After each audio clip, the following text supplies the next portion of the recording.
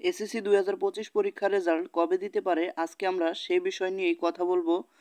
SSC 2025 পরীক্ষার্থীরা তোমরা জানো ইতিমধ্যেই তোমাদের খাতা দেখা শেষ হয়ে গেছে এবং তোমাদের রেজাল্ট তৈরি করার কাজ শুরু হয়ে গেছে। কিছু খাতা যে পরীক্ষাগুলো তোমরা শেষে দিয়েছিলে সেই খাতাগুলোই এখন বাকি আছে শুধু দেখার জন্য। বাকি খাতাগুলো দেখা হয়ে গেছে। তোমাদের খাতা দেখার সময় 2 দিন বৃদ্ধি করা হয়েছিল, তোমরা সেটা জানো, আমরা সেই নোটিশটা প্রকাশ করেছিলাম। তোমাদের খাতা দেখার সময় 2 দিন বৃদ্ধি করা হয়েছিল কারণ যে শিক্ষকরা তোমাদের খাতা দেখছে সেই শিক্ষকরা তোমাদের খাতাগুলো সঠিকভাবে দেখতে পারেনি। তাই তোমাদের খাতা মূল্যায়ন করার জন্য শিক্ষা মন্ত্রণালয় আরও 2 দিন তোমাদের শিক্ষকদের বেশি সময় দিয়েছিলেন খাতা সঠিকভাবে মূল্যায়ন করার জন্য। ইতিমধ্যেই তোমাদের রেজাল্ট তৈরি করার কার্যক্রম শুরু হয়ে গেছে।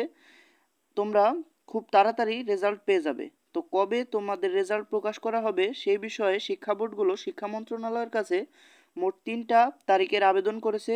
তাহলে চলো আমরা দেখি যে কোন 3টা তারিখের আবেদন শিক্ষা বোর্ডগুলো শিক্ষা মন্ত্রণালয়ের কাছে করেছে।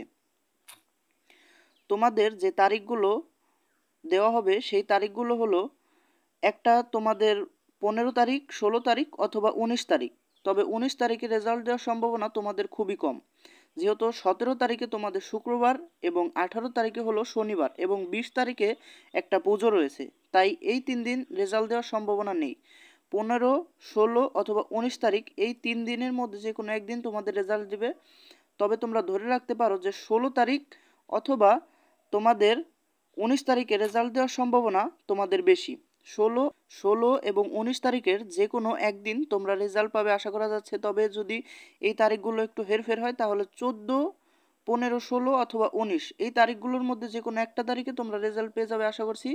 পরবর্তী ভিডিও পেতে অবশ্যই আমাদের সাথেই থাকো।